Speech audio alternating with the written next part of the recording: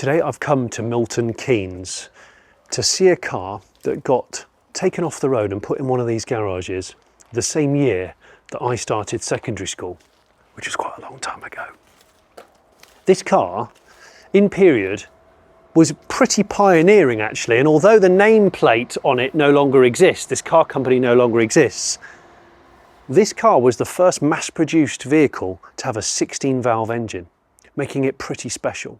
So today we're going to meet the owner, find out about the backstory, find out why it hasn't been driven for 35 years, and maybe fire it up. I'm Jonny Smith, you're watching a Barnfind episode of The Late Break Show.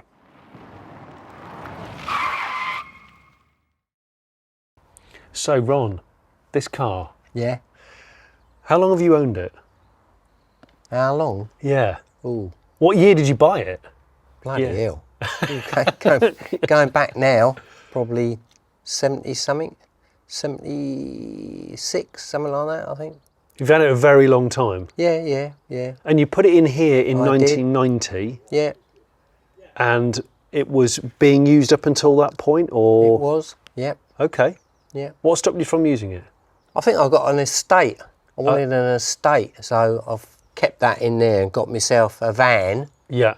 And then put that in there on the pretext of like keeping it and doing it up. Yeah, because it was starting to look a bit sorry for itself. Yeah. So let's have a look, shall we? Let's have a look. Yeah. I've got to suss out which keys what then. I'm excited because I haven't seen one of these for quite a long time. In fact, the last time I saw one was one that was crumbling into earth on someone's driveway on the Isle of Wight when I went on holiday there about 15 years ago. It's not a very interesting story. Right, we go. Oh, look at it there. The Triumph Dolomite Sprint. The world's first mass-produced 16-valve engined car. That. Triumph. The Sprint, built from 1973 to 1980, was the fastest, most expensive and most desirable of the Triumph range. Engineers managed to get 150 horsepower out of the twin-carb 1998cc engine in testing, but the finished product had a safer 127 horsepower, giving it a 150 mph top speed and 0 to 60 score of 8.5 seconds. That was quick for its class, all thanks to that 4-valve alloy cylinder head design. It's a shame the Triumph name is no more. Well, yeah. Did you have other Triumphs? No, only a motorbike. Right. Motorbike, that's all. Yeah. And when you bought this, was it in good condition? Yeah. And you used to use it every day? Yeah. I mean, at the time, there were people that had them were really into them. They had flaws, which we now know about. Oh, yeah. There were reliability issues. Did your car have any of those? Not really, no. And do you work on cars and things? Are you quite mechanical, or? I was, yeah, I used to be. Did you? I used to be, yeah. You kind of had to be, I think, years ago. Yeah. Wow, the tax disc. 30th of November 1990. And there's a road traffic refuse disposal warrant pasted onto the windscreen. So what's the deal with that? Well, that was where it was parked out on the street. Street, yeah. What? And it was out of tax or something, was it? Yeah. And then you'd stop using it. I stopped using it. Put it in here. And they were going to. Did it get vandalised or anything, or? Well, someone took the badges off of it. Right. Like yes. The badge there. Yeah. And the side badges. Okay. And I think the back one as well. Right. Off the boot. Good old retro vandalism of the aerial here. Poor thing's been snapped off. But what a thing. I think this was also the first, it was either the first car, but I think it was the first British car, mass-produced British car sold with alloy wheels as standard. And they're all quite corroded and also extremely flat tyres. Oh, yeah. So you haven't heard this car run since 1990? No. Goodness me. And this is quite a late one. I think this is VReg 79. Yeah, 79, yeah. Yeah, and they stopped making these in 80? Ooh. I want to say 80. Yeah, it was. Yeah. Yeah. My gosh, Ron, I have never worked on a Triumph Dolomite Sprint. Quite a complicated setup because it didn't use a twin cam. It was a 16 valve working off a single cam. We'll have a closer look. Aluminium head, which some say was a great idea, but not quite developed far enough before it got put into production. But hey, seriously interesting car. Let's see if we can pump the tyres up and then think about getting it out here into the yard, because it's going to be a great day today. And the bonnet opens this away. So the Dolly Sprint, as they call them, 4-door saloon, rear wheel drive. The Sprint, aside from that amazing engine, limited slip diff, black vinyl roof. It had other black areas like the special grille at the front, a black rear panel here, and leather seats. In fact, it was quite a luxurious, sporty car for its time. And Triumph always had a load of really interesting instruments and gauges. And I'm looking forward to seeing these in there. Yeah, it actually looks really good in here. As usual with these barn finds, we'll try and get the car out as quickly as possible so we can have a better look, because these single garages, there's a mainline railway just behind us here. These single garages, there's no electricity, there's no water, and they're not always very kind to cars or easy to work on. So we'll see if hopefully we can unseize the brakes, get some air in the tyres and push it out. But of course, Triumph is probably best known now for motorcycles. And it turns out that Ron has got a Triumph motorbike back here, which he hasn't been able to get out since 1990. So we'll hopefully have a closer look at the bike as well. There's a tank just here and a couple of other bits and bobs. But I'm really keen to have a look at the condition of the Dolly Sprint. Quite a rare car now, but in period, of course, they launched in 73, like I said. But in 74 and 75, they were the manufacturer champions of British touring car. These were really successful touring cars. If these tyres don't hold air, they are properly flat. We will jack it up and put it on skates. That will negate the need to unseize brakes as well. Maybe I need to invest in some wheel skates. Anyway, in the meantime, let's try this. Yeah, it's going. Yeah, it is going.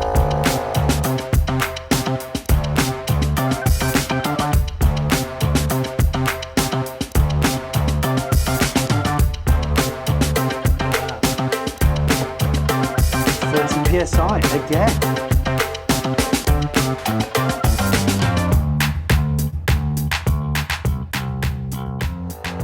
This is a barn find fleece. We do them in olive green or black, 100% recycled fibres, quality item, although it is a bit hot for it today. They're available in our merch shop, along with stickers and loads of other stuff. I'll put a link in the description. Go shopping, why not? Thanks for supporting us if you've already bought some merch. It's much appreciated. There are all four. The Dolomite wants to sprint. Well, let's not run before we can walk, shall we? The Dolomite walk. So this is Adam. Adam put Ron up to this. Ron doesn't go on the internet, I don't think, or know what the late break show is, which is fine. But Adam does. So thanks for contacting me. Not a problem. And he's quite mechanically minded, so he's come along for the day. And we're going to now try, now the tyres are all pumped up, see if it'll push out and see if the brakes will crack off. If they don't, we'll jack it up and put it on your skates, which he's kindly brought along. So let's see. Good thing about these is the angular Michelotti design lends itself quite well to being pushed. Yes, that did. Yeah, it did. It did move. 3, 2, 1. Yes. Look at that. Oh, bloody hell. Oh, shit. Should we take a run at it? I'm going to swap arms. Yes, that's it. Was that the exhaust?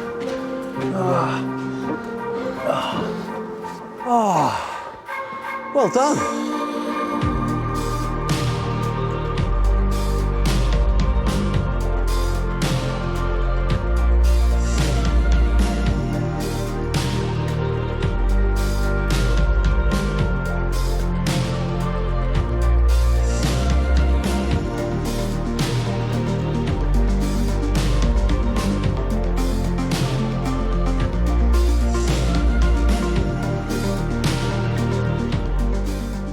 think we're all amazed that the brakes weren't too seized and the tyres have all stayed up, so we've pushed it out. It's great.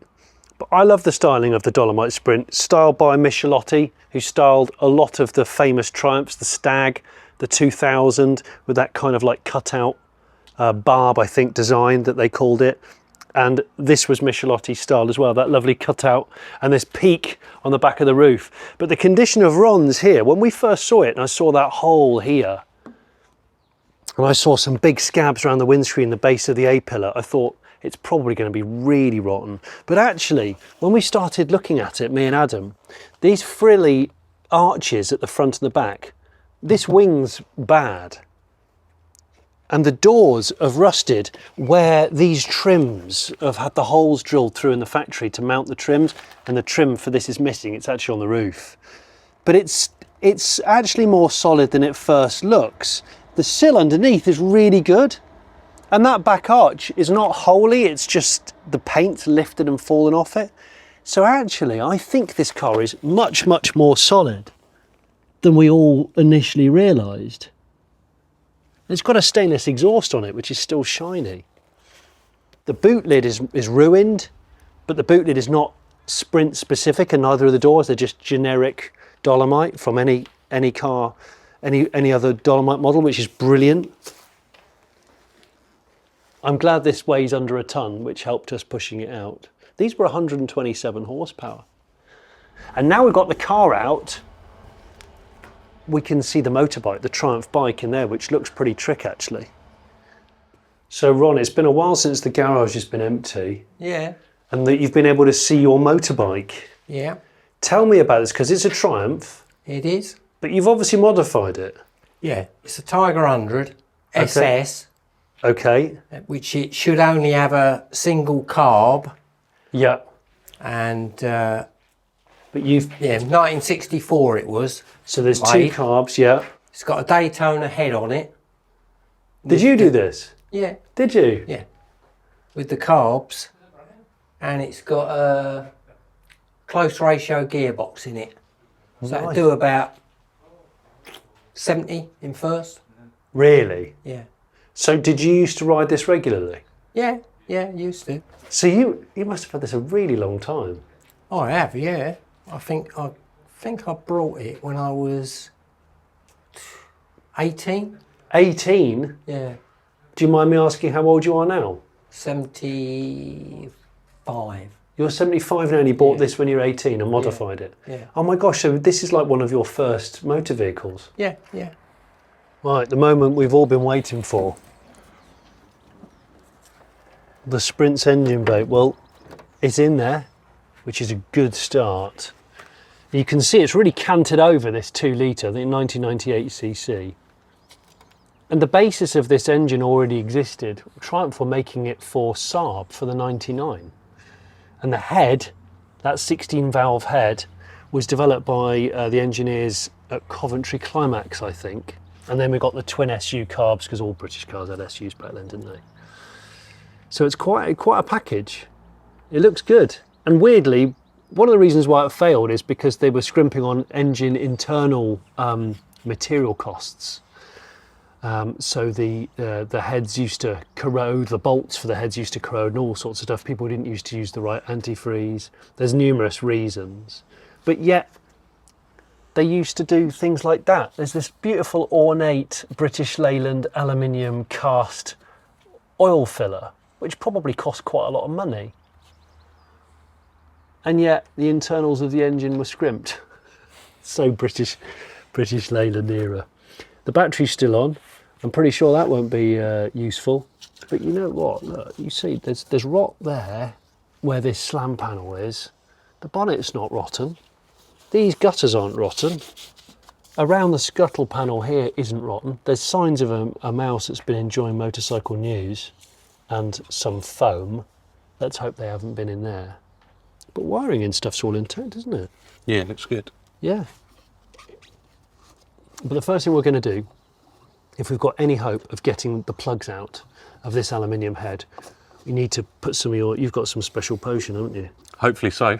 Yeah, so I think if we spray some of that in there, then we hopefully can get the plugs out and we can try and turn the engine over on a bar see if it's seized, which is what we usually do on the late break show. We'll lube up those bores as well, if we can get the plugs out. And then if we can succeed in that area, we'll start thinking about introducing fuel. And testing for a spark. And testing for a spark, yeah. Have a look at the master cylinder and see what, I know it's not relevant to the engine running or not, it's not important, but I'm always keen to just see.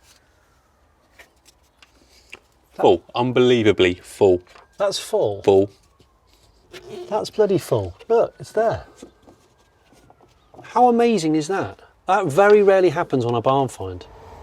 So, spark plug leads are already off. I think Ron might have sprayed something down them a few years ago, which works in our favour. You've got some plus gas. We're going to use some of that because I'm just worried about this trick head. I don't want to strip any threads. I think it's a really good looking engine, this. Pretty sure the lead engineer on this Dolomite Sprint project was the one Spen King, the bloke that invented the Range Rover. I met him once in 2002. Ron was saying he's fitted an aftermarket Kenlo electric fan. Back in the olden days, there it is. There's probably a little light on the dashboard somewhere which says fan. So you either could override it with a switch or it was thermostatically controlled. Right, so we're going to do that, leave them to marinate for a bit, and then see if we can knock them off a little bit. Yeah, and in the meantime, we can probably take the fuel lines off. Have you ever worked on a Dolomite Sprint, Adam? No, this car's infinitely older than me. Don't say that. This car's the same age as me. This is a terribly placed battery tray, can I just say that? Or the bracketry, anyway.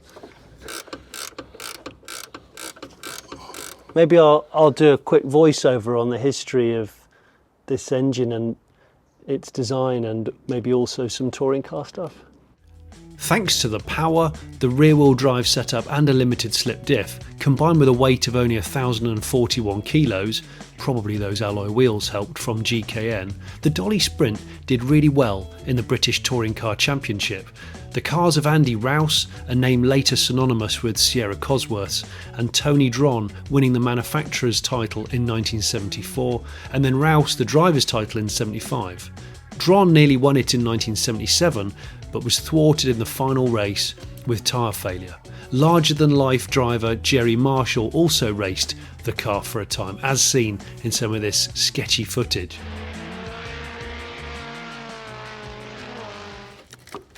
Right, so I've got that, I've levered that out of the way. If you're wondering why I was so turned on by that oil filler cap, I actually have bought one of those. I've been gifted one actually by one of our Patreons who owns a Dolomite Sprint, Anthony. It's going on my Civic Type R Allegro. Okay. The mice been in there? Yeah, I think the mice have been in the air filter, yeah. Might want to do that. But they haven't chewed the cleaner. No, the cleaner looks all right, doesn't it? So we could run it with the air cleaner off, yeah, which would be easy for us to put a bigger battery in. Yeah, we'll clean those up, those terminals as well. Final dip. Yeah, above. So there we go. Fluids to the top and beyond. Linkage nice and free. I reckon we get a bar on those now. What do you think? Sat and waited. I might see if we can get these off because we need to lube these as well. Yeah, the carbs. Those dash pots. Yeah. Anything that we need to... Anything we can lube. Bit of oil in those, yeah. Break off the plugs, clean up the terminals. Yeah. And then ignition. We're going to risk removing a... Deep breath. Nice and calm. Slowly. I know you're a patient man because you've told me what you do in your spare time with Mitsubishi Evo undercarriages. Yeah. Which sounds a bit weird, but it's not as weird as it sounds. Well, we're on. We're on. We're on. Did that just come straight off? Whoa. Ron did say that he only done them up as they're meant to be done. Because it says Basically, there on that almost side. finger tight, yeah. Yes, look. Avoid over tightening, and it looks like Ron's due diligence has paid off. I am shocked, Ron, at how things are undoing and preserved, given that I was starting secondary school when this car went into the shed. That is absolutely full. You need to show the camera. one down. 3 to go.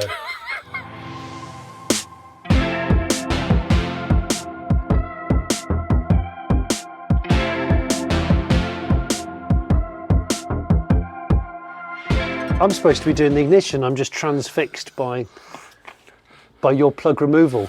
It's got all the stickers, hasn't it? All the stickers. Yeah, all the original. Yeah.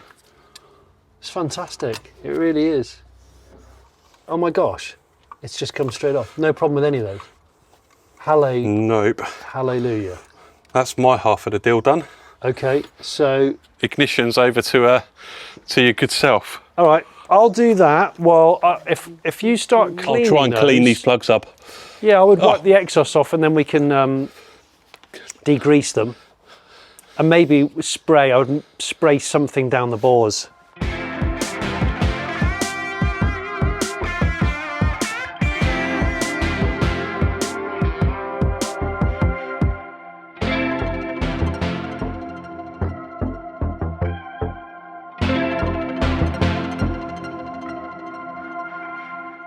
Right, so quick update.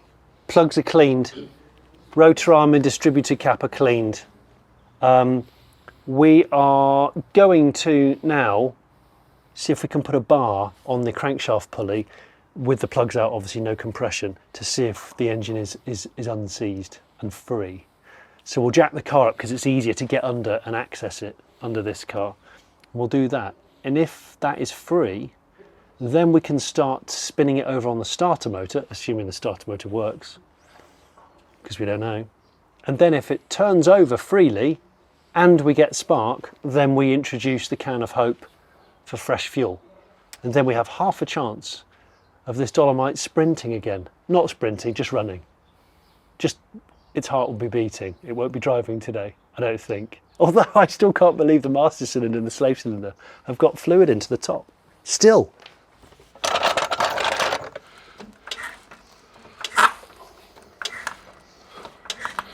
I've got a longer handle for that if you need it. I'm just pretending I've got a drift handbrake.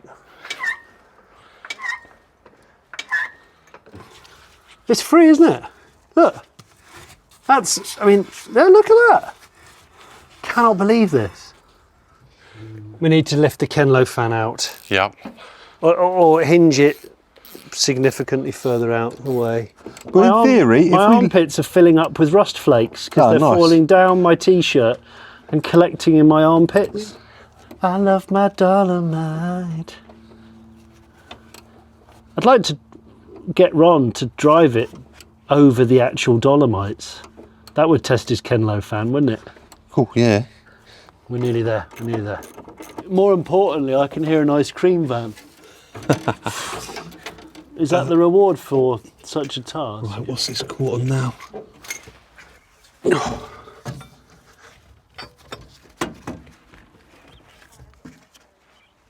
But it's definitely not seized.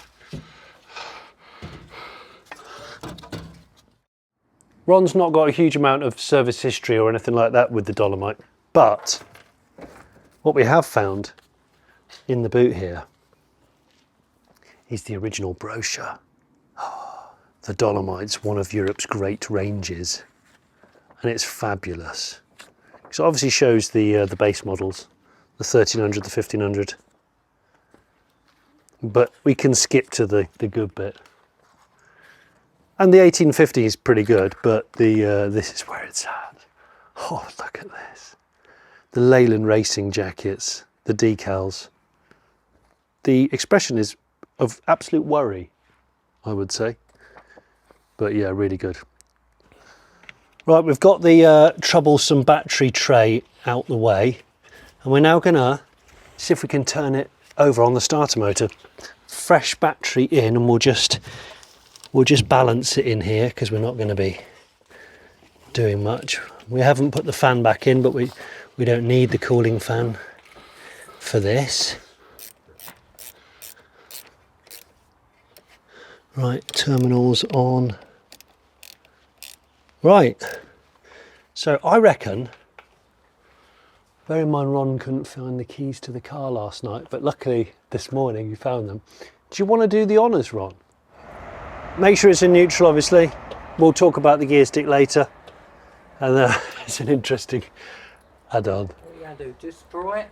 If you just turn it over, it's got no fuel being given to it, but I want to see if we get a spark. Okay, that's the... Yeah. So that's the starter engaging, but not turning, isn't it? Which means it's tight on the starter.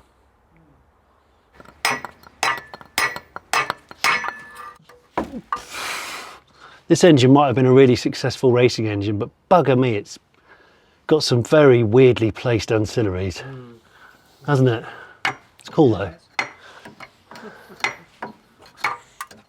We're just checking the terminals on the starter motor and just giving it a little tickle, because sometimes starters, with previous barn finds we've had a few of these where they jam.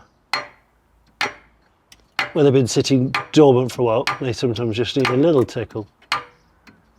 Right, should we turn it over? Ah, right. So it was just the I think because the engine's been still for so long and the starter. Don't sound like there's. Do we want to lob a jump pack on there as well, just to give it as much juice as we can? We can, yeah. Just don't want to burn out the starter either. No, we don't. Right, let's do that again. Better. That's how we want it to be. So, ain't fired nothing out, but we need to make sure. We need to see if there's a spark going on. So I'm going to go down here, assume a position. Okay, should we go again? Yeah. No, I didn't see a spark. We can try and get these. Other than that, the only other thing we can do is take the master king lead off. Yeah. Test for spark on that. Yeah. To make sure we're getting power from the coil. Yeah. That we can. Dizzy cap back off. Yeah. Then. It's a screwdriver job.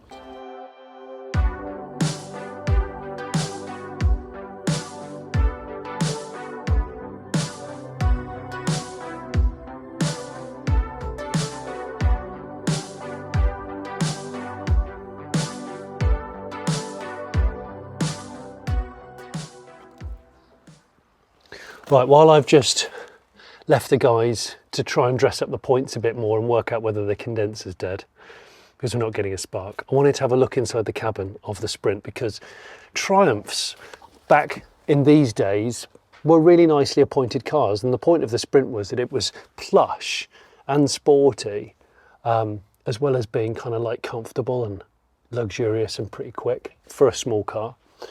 And this thing came with leather-rimmed, beautiful steering wheel. I really like these steering wheels. 5-speed overdrive gearbox. No, 4-speed overdrive gearbox. It should have a little slide switch on the top, which apparently got stolen. So Ron's put this flip switch on the top, which looks like, I don't know, some sort of Fast and Furious kind of nitrous injection mode.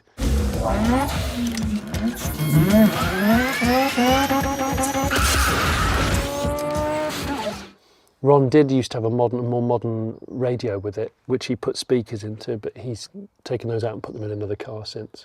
But Triumphs of this era had such cool gauges. It had this sort of pie chart idiot light setup for main beam, ignition, fuel, brakes, choke. It was really nice and nifty. And all the Smiths gauges look really neat. They're all set into this satin real wood inlay, and the door top caps are real wood as well. I just really like it. I think it's neat. And although there's signs of mice, they've been in here and eaten the sort of foam backing of the carpet. They haven't eaten the wiring, and they haven't eaten these seats, which is good, because I think this is mould, the sort of white bits. It's like a corduroy, and I think they probably clean up nicely. And this thing's got headrests, and a fold-down armrest at the back, which would have been pretty, you know, luxurious back in these days. But we connected the battery, and immediately the clock here started working, even though the clock is German. It says made in West Germany. So that bit's German and that's working. Well, we've got some good news. Ron and Adam took the points out, and I gave them the best clean I possibly could, because I wasn't convinced we cleaned them right. We don't have a spare pair.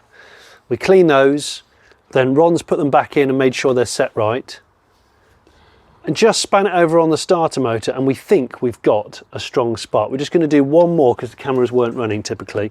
We'll do that, and if we're happy, rotor arm and cap goes back on, plugs in, and then connect the can of hope, and we see if this Sprint actually fires up for the first time in 3.5 decades.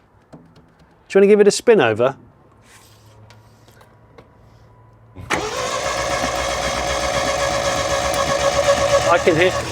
I can definitely hear some sparking in there. So let's put that on. And do I need to reattach the HT lead? I've reattached that HT lead. That I accidentally undid. Brilliant. So let's make sure these are all on right. That's great, Ron. Have a look at the dash lights. You know, I was telling you about that really nifty little pie chart. That's a Triumph thing, I think. Have a look at it on the dash when it's lit up. It looks so neat.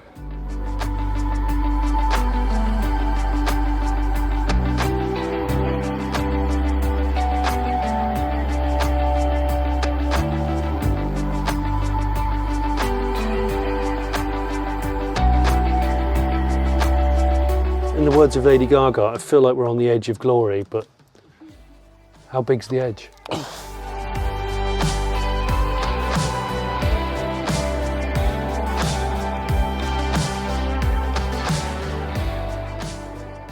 Okay, you can see the sun's got a little bit lower. When we tried to attach the can of hope, it sprang a leak because all the rubber hoses are very perished, and we've tried to bodge a couple of them. But obviously it goes into a hard fuel line to bridge the two carburetors, and we've gone into that. So now, hopefully, we should be able to deliver fuel without it going everywhere, and it might work. And I really hope it does, because I feel like we've tried so hard. Yeah. And Ron deserves so. it. Yep, definitely. So shall we, gentlemen? Let's try and see if it turns. Here goes nothing.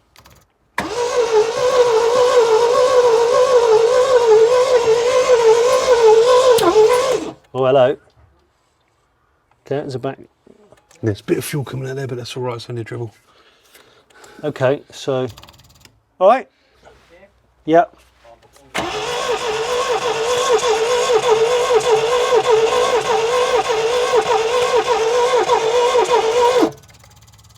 And again.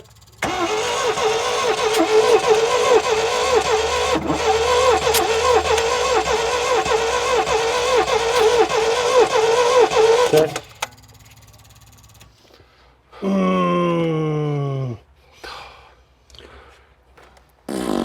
Only thing I can do is rip a plug out real quick. I'm wondering whether it's not sparking. I think it's spark, personally. Yeah, I do. Because we got such a good spark, and then after that we didn't get the spark like we'd had before. No. This reminds me of the Capri barn find I did in London. And it doesn't matter how well we dressed the points, it needed a new set of points, and we were just trying to nurse it, and we just couldn't get it to fire. And also the Mark 1 Cortina barn find that I did. Shall we go for a turnover? Yeah, okay. Yeah, that's sparking. That sparks strong. Yeah. That sparks really good. So we are sparking. We have a fuel issue, but why do we have the fuel issue? Is the throttle pedal working? Throttle. Yeah. Don't get this choke right out. The choke is right up. Yeah. Okay. All right. Yeah. Let's go for it. One last time.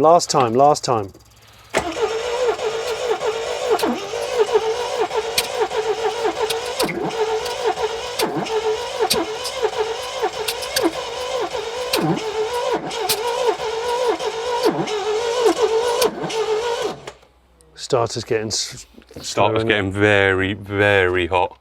Is it? You smell it? Okay. I mean, I feel sorry for the starter motor.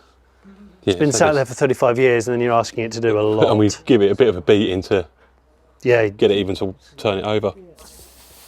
what typically happens is when we have a car that's really close to firing but it doesn't quite, and the people involved are determined, a week or so after we leave, they get it running. So if it does happen, we will put it in the edit. If Ron and Adam decide to pursue it, put a new set of points on it, maybe a new set of plugs, and give it another try. As long as you capture it on camera with a phone, it's always really deflating because I feel like we're this close to it's. And actually, I should cling to the positives. I did not think we would get this close today. I really didn't. I really didn't. Not when it's sat for this long. Not this kind of engine with the aluminium head. But Spark, fuel, I know, air, I know. and it won't fire. I know. But I want to say thank you to you, Ron, for letting us come and fettle your car in the sun. Thanks to you, Adam, actually, for putting them up in the first place. And if you haven't, subscribe to the Late Break Show. And if you know of a car like this, that's in a barn, in a garage, in a shed, in a lean-to, that could be of interest to the show, get in touch. There is an email address in the description below. Send us pictures, a backstory, and we might be coming to film one of your cars one day soon. And thanks for everybody that comments on all these videos. We've got a huge archive now of barn finds. So if you're new to this channel, take a look back. There's dozens and dozens and dozens of them.